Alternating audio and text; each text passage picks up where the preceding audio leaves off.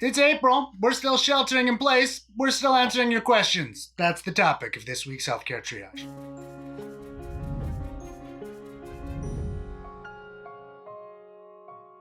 And before anyone can ask, I did not dress up for Healthcare Triage. I just was on the news, and so I'm not changing. There. Anyway, let's get right to your questions, which Tiffany's been gathering all week, and we're going to keep going. So we're going to start with masks, which are still, hotly debated. So first question, are mayors telling us to wear masks even outside and more than 6 feet from others, even while exercising? Is this overkill? The prevailing thought is that we're wearing masks to protect others, not necessarily to protect ourselves. I know that message is not getting through, but the idea is that even by coughing, talking, expelling, we're putting stuff out which could theoretically go through the air on droplets and then land on other people, and then you touch and then you get it and everything else. So some of the concern is that when you're exercising, you're breathing even harder. And therefore, yes, perhaps wear a mask. Now, here's the thing. If you're like nowhere near another human being and no one else is out, when I take a walk in the morning in my development, I may not see another person. Do I need to be wearing a mask? Probably not, because the chance of my expelling in a droplet that's going to hit someone else is zero when no one else is outside. But we're trying to get, I think, into wearing masks to acknowledge that we're protecting others. And so while we're doing that, it's a good idea to wear them in lots of situations. People are going to make different decisions. Local areas are. If that's what is your mayor is deciding, it may be technically overkill, but there's a societal compact going on at the moment that we're all trying to protect each other. And so that's going to be shown in different ways. For healthcare professionals having to reuse masks, is there an effective way to clean N95s and decrease risk for contamination? Can't we just rotate through a set of them, since any virus in them would degrade after sitting for a while? I mean, yes, as long as you had enough and you could like leave it out for a long time, I imagine all the virus would die. But there are probably protocols in different institutions for how to clean those and how to sterilize them, and those should be made at a local level. And healthcare triage shouldn't be telling them how to do it. So I would follow whatever your local, healthcare facility is doing. Certainly, healthcare workers are, know the protocols of their institutions better than I do. Is this a lab-made virus? There's no evidence for that whatsoever. This can quite clearly be tracked back at this point to a certain market in China where it is likely that this leapt from animals to humans. The epidemiology is pretty good. And it is not, there's no evidence to believe that this came because we were doing experiments somewhere and they got out. There's growing concern that COVID-19 causes lasting damage to the heart and lungs. Do we have enough information to know that yet? Whenever one has a serious respiratory illness that causes ARDS, acute respiratory ARDS, distress syndrome, whatever it is, that there is long-term lung damage. So this should be like no other. Getting intubated is not benign. Having significant respiratory disease is not benign. And so having this likely will cause those who have had incredibly severe disease, been intubated, been hospitalized, are going to have lung damage. But probably what you're asking are asymptomatic or people who have had mild illness going to have heart or lung disease above and beyond what they would have if they had gotten influenza. We don't have any evidence to suggest that yet at this time. Is it likely that recently donated blood would make me more at risk for needing a ventilator since red blood cells carry oxygen? No, probably not. First of all, we recover reasonably quickly from giving blood. The reason we allow people to give blood is because we know that there's some capacity for replacing it and where safe levels are. The reason that people need to be on ventilators is that they're having lung damage inside, which is actually causing their lungs not to work well. Then they don't have enough red blood cell carrying capacity to get it around. It's also important to remember that, by when you get infected to when you're actually needing that kind of support is usually some time. People don't go from exposed to I need a ventilator overnight. It takes some time. And even if you were to donate blood, time would pass before any of this would happen. So everything I just said is likely moot anyway. What's the latest data on how long the virus survives on various surfaces? It's really unchanged. When you're reading, reports that are finding it further and further out, remember that they're always going to report the furthest one they find out. When they do a study and it shows that stuff isn't lasting as long, that doesn't make the news. It doesn't get published. When they're like, hey, we did another study and it turns out everything pretty much dies in a day, that doesn't make the news. When there's a study that says, oh my God, we're able to detect virus particles 2 weeks out, that's going to make the news. But as always, same rules apply. It's infectivity, not can we detect a virus particles. We're a particle. We're not shooting for zero. We're shooting for safe. Be careful. Wash your hands. Even if it's on stuff, if you touch stuff, wash your hands before you're going to touch your face, before you're going to eat. It can't leap from this surface to my mouth. I have to do this in between. So if I wash these, that can't make it to me. So just keep doing that and stop worrying about whether it's 3 days or 3.2 days. It appears that COVID-19 can affect some animals. Do we know which ones? Can they affect humans? No, they're still doing studies that show that they can detect the virus in certain animals, and perhaps they would check, but but we don't have enough data to show. Here's the bottom line, again, and I'm going to be a broken record on this. The number one way this is getting transmitted is human to human, or, human to contact to human. But still, the major mechanism is this. Wash your hands. If you touch animals, wash your hands before you touch your face or before you eat. I don't worry that when I'm petting my dog, I'm going to get coronavirus. I worry about when I'm going to touch my mouth or touch my face. That's when I'm going to get coronavirus. So, if I pet my dog for a while, I could wash my hands. But if I always make sure to wash my hands before I touch my face, before I eat, that's the best thing I can do. How many days after symptoms have ended is it okay to go out for essential needs? I would seriously talk to your doctor before making that decision. I have seen multiple different protocols with multiple different ways to determine that, and I hesitate to even say because, they're different. I will tell you that I believe CDC guidance for healthcare workers returning to work is 7 days after symptoms onset, or it's even less than what you just said, which makes a lot of people concerned because we're not really sure that is. And the guidance may have changed since I'm actually saying this out loud, so you could go check again. Bottom line is probably 2 weeks after symptoms is decent. Certainly after symptoms have ended is probably safe, but I'd still do the things we're recommending everybody do. Wear a mask when you go out so that you're not expelling virus if you have it everywhere, although it should be less than usual. Wash your hands. So even if there's any fecal oral transmission, after you go to the bathroom, wash your hands. Is there any influenceable factor related to severity of symptoms besides not smoking? So most of the factors are not influenceable in the short term. High blood pressure, you're not going to lower it in the next week. Obesity, you're not going to lower it in the next week. Certainly some things are not influenceable at all. So don't even try to change that. Or I guess try to change that. Lord knows if you could change that, we'll solve a whole host of problems above and beyond this. But no, what's changeable? The stuff that I keep harping on. Personal activities, wash your hands. Don't, cough into your elbow, stay away from sick people. Don't go out if you're sick. When I call my elected representatives, what all should I yell at them to do to support COVID-19 efforts and our healthcare workers? Such a great question. So first of all, get our healthcare workers everything they need. Personal protective equipment. Get our citizens what they need to do the things we're telling them to do. Asking people to shelter in place is easy for some and incredibly hard for others. Make it easier for those people. Get them food, get them especially healthcare workers that got to go work. You got to provide childcare for their kids. Who's going to watch them? This is no-brainer stuff. We need to provide food for our citizens. We need to provide shelter for our citizens. We need to provide them with, money. If we've told them to stay home so that they lose their jobs, we have to provide them with everything they need so that they can keep doing what we are asking them to do.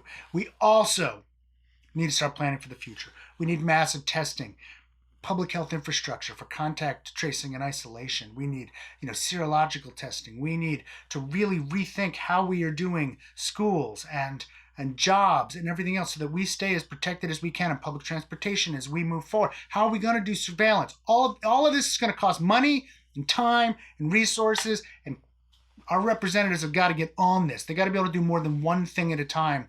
And at the moment, it's getting hard enough to convince them just to do the shelter in place part, but they got to do all of that and more. If you've had no symptoms, is it inadvisable to leave if you live in a hotspot? Isn't it smarter to be in isolation somewhere other than the heart of a pandemic? So, everything is a trade-off. So if you leave, you're technically, theoretically bringing virus if you're infected and don't know it somewhere else that's relatively safe. It is not a good idea to start traveling and bringing this to places it otherwise is not.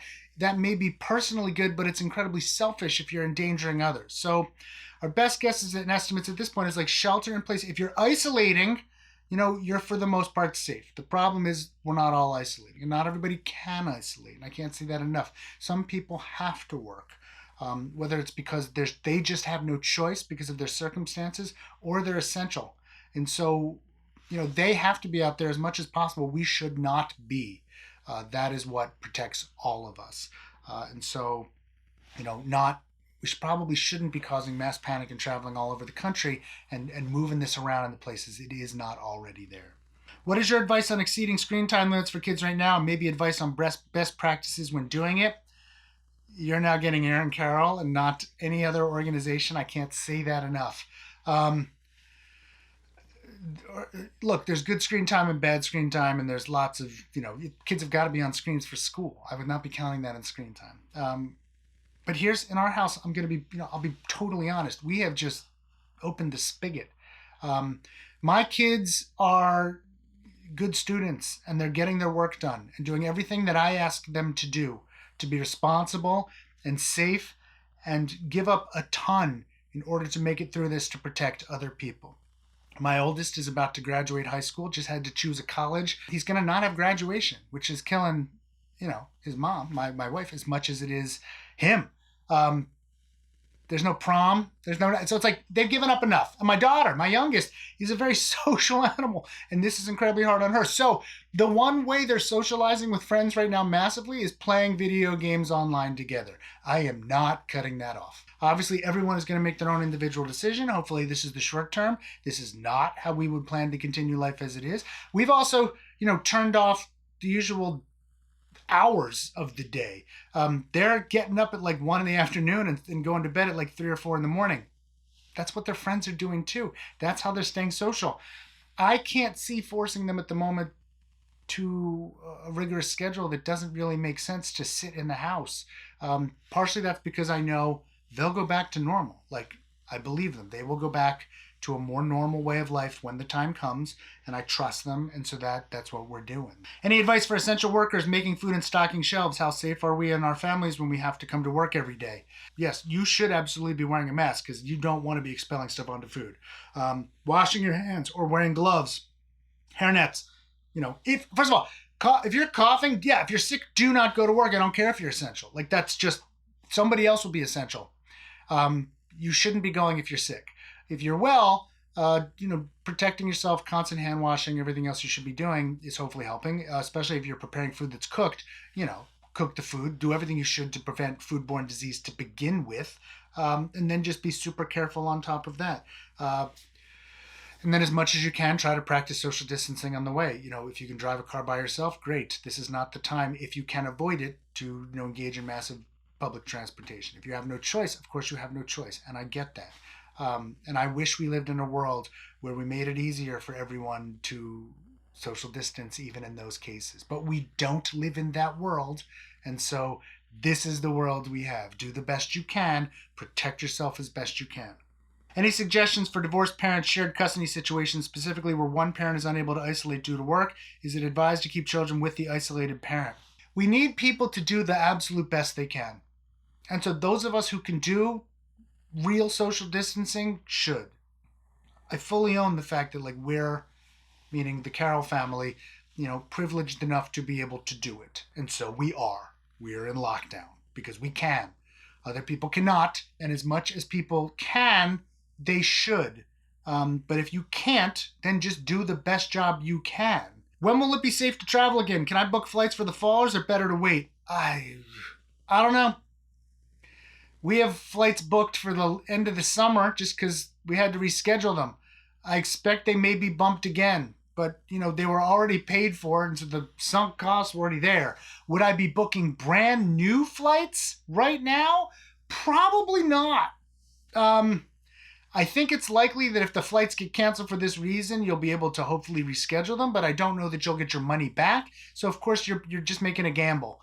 Unless you can truly have the money laid out there for a flight that you could reuse at any time, I would probably not be laying out money you absolutely need. I'm obese and need to lose weight, but I heard calorie restriction is hard on your immune system. Should I wait until the pandemic is over? It's never a bad time to eat healthy. I would not be going on like a crash diet right now. It's not good for you, period. But no reason to make yourself miserable in the midst of a pandemic and you're trying to socially isolate either. And it's not the healthy way to lose weight. So if you want to make some slow, sustained, healthy changes to your lifestyle, great. I've been more active now than I've ever been in my life. My watch is like going crazy, congratulating me every day. Every day I'm getting up and taking an hour walk outside by myself when it's, early. And that is way more active. 7 days a week. That is way more activity than I normally do. And it's good for me. I get out of the house and I'm active. That's fine. Make good lifestyle changes. If you want to eat a little bit healthier, never the wrong time. Crash dieting, not the right time. Should people using topical immunosuppressants for eczema be concerned? No, I don't believe that that's what would, rule you out as being immunosuppressed. But again, any kinds of decisions like that you need to be making with your healthcare professional. Give them a call and ask them. My lease ends soon and I need to hire movers to move to my new place. Too risky? Oof. I'd really contact and see if it's possible to extend or delay. Because, getting movers and everything else, first of all, you're sort of placing them at risk, and I hate the idea of that. This is not the best time. Now, some people have no choice, and if you have no choice, I get it. No judgment. I'm there with you. No choice is no choice. If you have a choice, it might be best to delay a bit. We shouldn't have to be this locked down, forever. Even the most stringent estimates, I think, are hoping for summer we would start to be able to talk about reopening in some areas. So if you can delay a bit, that would probably be best. Is it safe to buy things from China?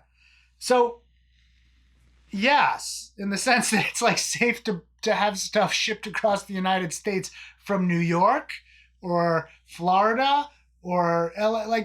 It's, again, first of all, it's traveling across the world. It's going to take time, and time degrades the virus. That's number one. Two, you should be practicing thoughtful moving it into your house. Bring it in, let it sit for a bit.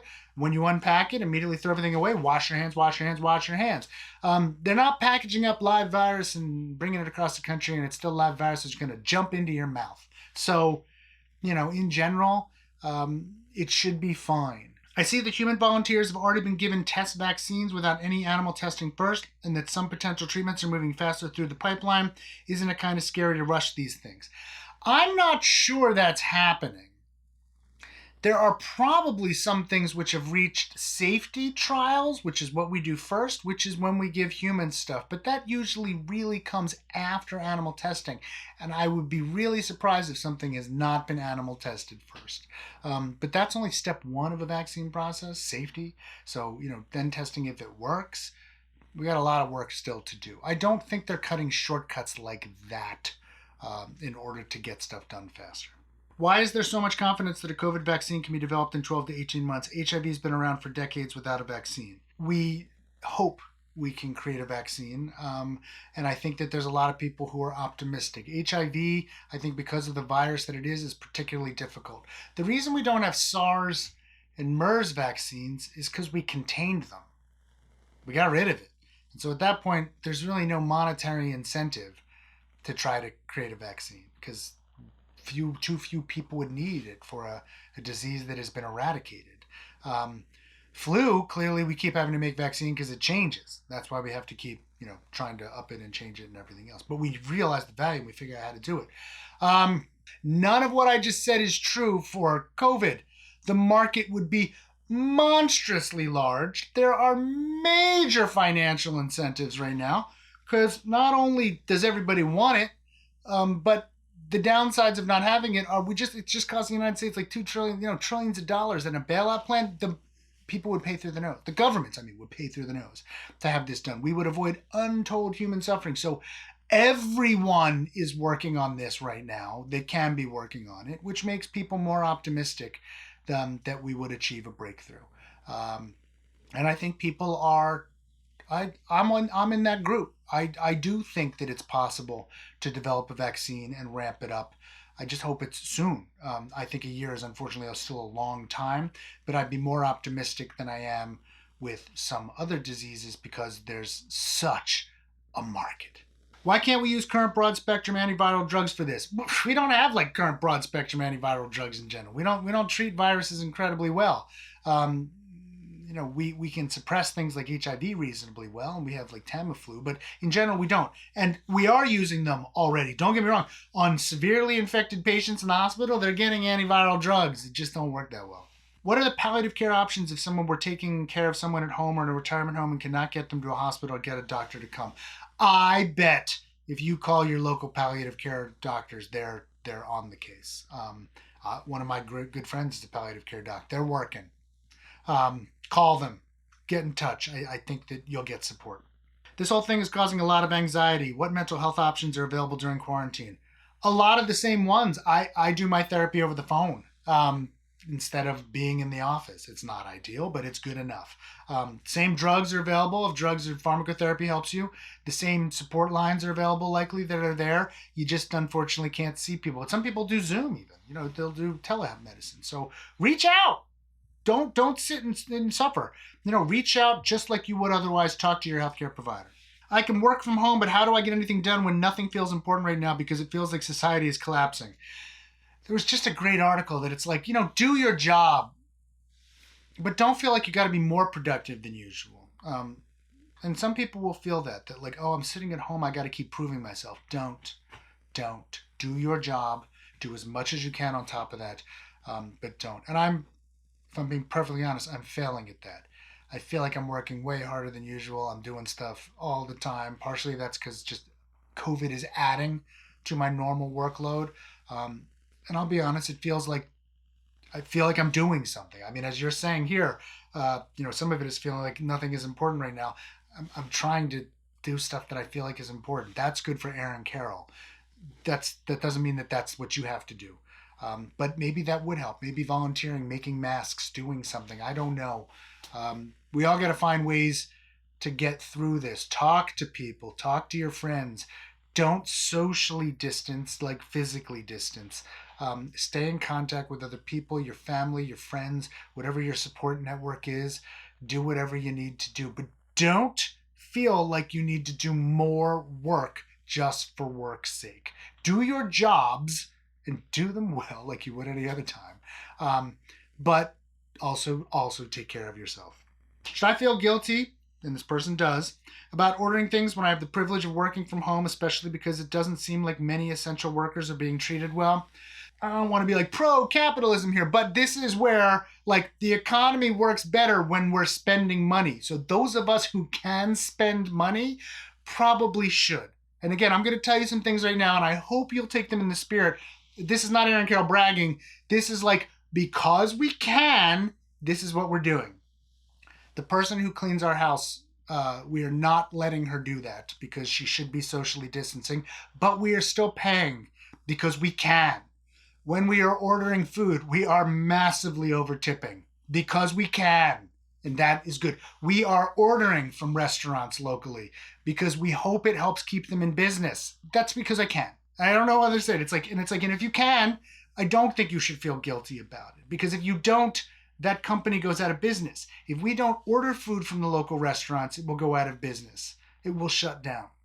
And no one should be being forced to work. If people want to shelter in place and they're being forced by businesses to work because those businesses want to keep making money, that's not right. But if those businesses, especially if they're local and they want to stay in business and you're helping to support them in some way, I think that's a good thing. Now, maybe I'm wrong. Maybe I'm going to get roasted in the comments. But I'd rather give that money to local businesses than hoard it at the moment. I imagine they can use it more than I can. We hope you got something out of this episode. You might also get something out of this episode, which also answers even more questions about COVID-19. So hopefully you get some good information and know what's going on.